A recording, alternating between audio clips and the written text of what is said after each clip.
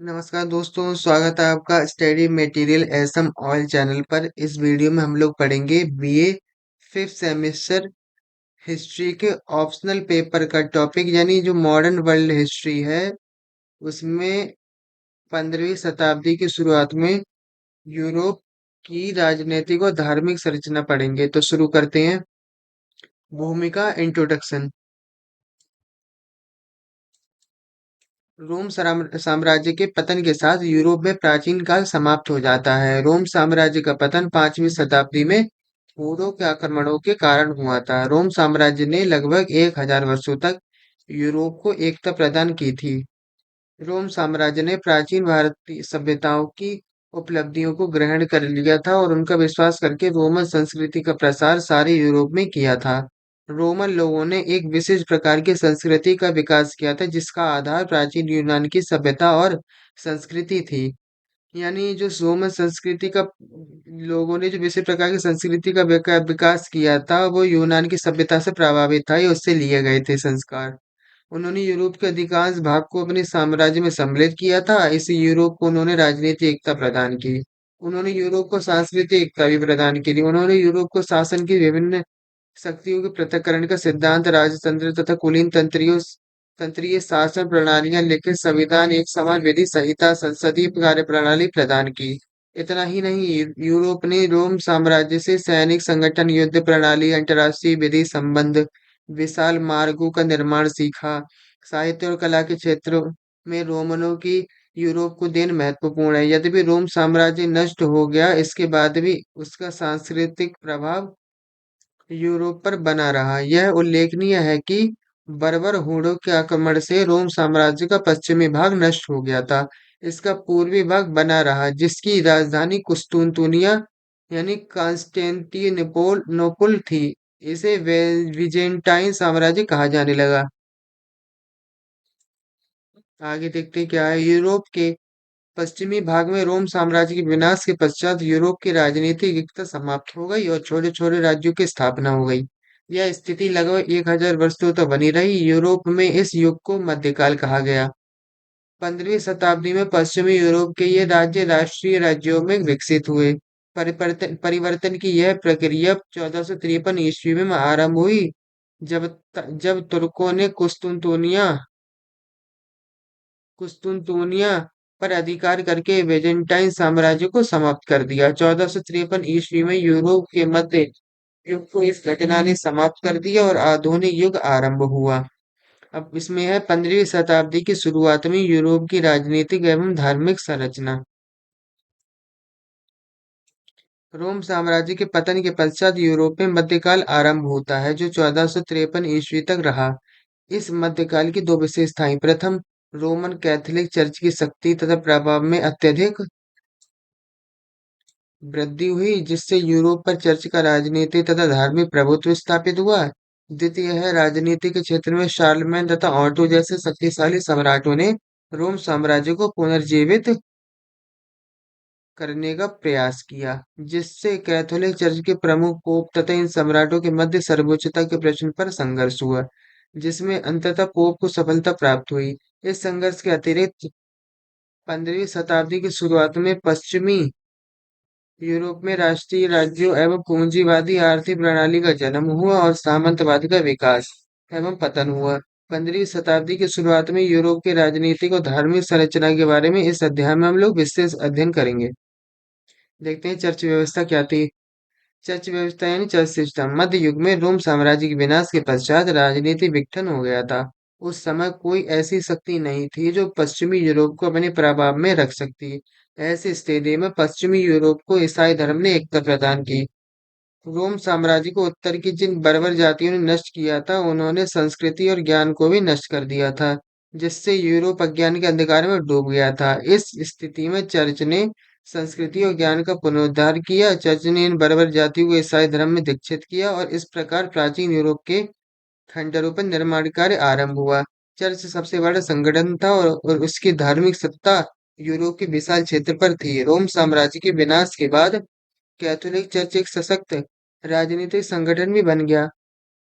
उसके अधिकार में विशाल सर्वोत्तम भूमि कैथोलिक चर्च थी और उसके पास अपरिमित धन एकत्रित हो गया था, जो विभिन्न उपायों द्वारा ईसाई धर्मानुयायियों से प्राप्त किया गया था। इस प्रकार धार्मिक, राजनीतिक तथा आर्थिक शक्तियों के कारण यूरोप में पोप की सत्ता सर्वोत्तम बन गई थी। इसका यह परिणाम यह भी हुआ कि पोप के नेतृत्व के अंतर्गत यूरोप को एकता प्राप्त हुई। चर्च का संगठन और सर्वोच्चता, organisation and supremacy of the church. Catholic ईसाई धर्म का प्रमुख पोप था। उसका निवास रोम में था।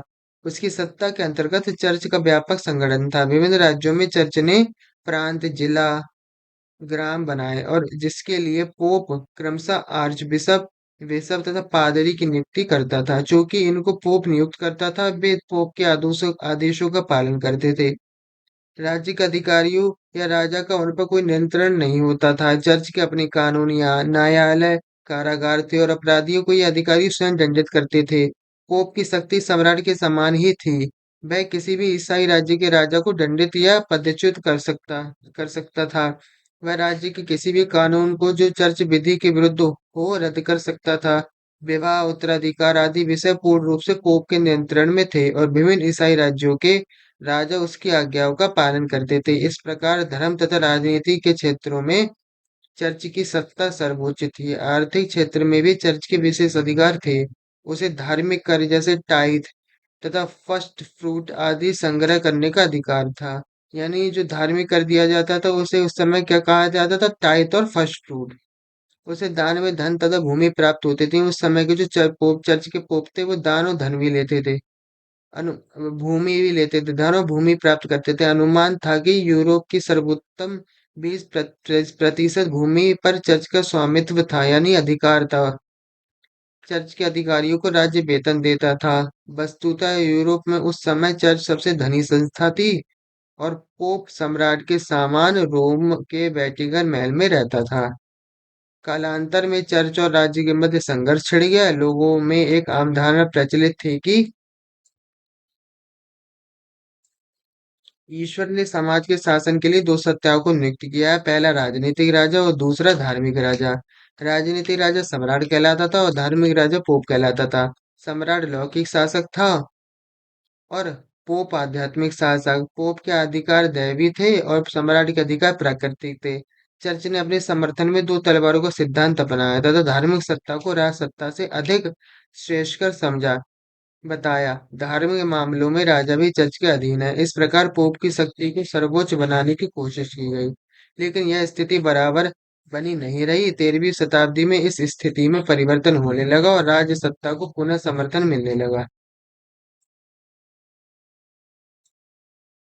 16वीं शताब्दी में धर्म सुधार आंदोलन के तहत कैथोलिक चर्च व्यवस्था में व्यापक सुधार किया गया। पश्चिमी यूरोप में सामंतवाद का उत्थान, the rise of feudalism in western Europe. देखते हैं सामंतवाद का उत्थान क्या है। 15वीं शताब्दी से पूर्व अर्थात मध्यकालीन यूरोप की दूसरी विशेषता सामंतवाद का उत्थान था। रोम साम्राज्य के विनाश के बाद जिन जातियों का उत्थान हुआ उनमें फ्रेंक जाति सबसे शक्तिशाली थी। 8वीं शताब्दी के आरंभ में इन लोगों ने समस्त पश्चिमी यूरोप पर अधिकार कर लिया था। 732 ईस्वी में एक महत्वपूर्ण घटना हुई जिसने यूरोप के इतिहास के क्रम को बदल दिया। इस वर्ष दक्षिणी फ्रांस में टूर नामक स्थान पर एक फ्रेंक राजा चार्ल्स मार्टेल ने मूर लोगों को पराजित करके पिरेनीज पर्वत श्रेणी के दक्षिण में खदेड़ दिया। मूर लोग अरब मूल के थे जिन्हें इन्होंने इस्लाम स्वीकार कर लिया था। इस विजय से यूरोप में इस्लाम की विजय की आशा समाप्त हो गई और चार्ल्स मार्टिन की ख्याति में वृद्धि हुई। उसका पुत्र पोप पेपिन और पौत्र शार्लमेन योग्य तथा प्रतापी शासक थे। शार्लमेन का विशाल साम्राज्य उत्तरी सागर के इटली के मध्य तक विस्तृत था। पोप ने 800 ईस्वी में रोम की गिरजावर में उसको मुकुट पहनाया और सम्राट का पद प्रदान किया। उसके साम्राज्य को पवित्र रोमन साम्राज्य कहा गया। सालमैन की मृत्यु के पश्चात उसका साम्राज्य उसके 3 पौत्रों में विभाजित हो गया। इसी समय बर्बर स्लाव लोगों के आक्रमणों ने इन राज्यों में अराजकता फैल गई, जिससे राजाओं की शक्ति दुर्बल हुई और एक ऐसी राज्य व्यवस्था का जन्म हुआ जिसे इतिहास में सामंतवाद कहा गया। सामंतवाद का जन्म, सालमैन की मृत्यु, शालमैन की मृत्यु के पश्चात ही अराजकता में हुआ था। शालमैन ने अपने विजय अभियानों में सहायता देने वालों को बड़े-बड़े भूमिखंड दिए थे, जिन पर वे सामंत के रूप में शासन करते थे। इन खंडों को काउंटी डची मार्च कहा जाता था और इनके शासक सामंतों को काउंट ड्यूक और मार्क्विस कहा जाता था। इस व्यवस्था के अंतर्गत ये सामंत भूस्वामी बन गए और कृषकों से उनका भूस्वामित्व छिन गया। वास्तव में सामंत प्रणाली कोई व्यवस्था नहीं थी, बल्कि उसका उद्भव अराजकता से हुआ था। अतः यह कोई विचारित या संगठित व्यवस्था नहीं थी। इसका विकास संकट काल में हुआ, जब राजाओं की शक्ति दुर्बल हो गई और वे जनता को सुरक्षा प्रदान करने में असफल हो गए। स्थानीय सामंत वर्ग ही अब ऐसा साधन रह गया था जो जनता को बर्बर लोगों के आक्रमणों से, जो प्रायः होते रहते थे, सुरक्षा प्रदान कर सकता था। अतः जनता ने सामंतों के स्वामित्व, शक्ति तथा सत्ता को स्वीकार कर लिया और सैद्धांतिक रूप से सामंत राजा की अधीनता में थे और आवश्यकता पड़ने पर राजा को सहायता देने के लिए वचनबद्ध थे। लेकिन व्यवहार में ऐसा नहीं था।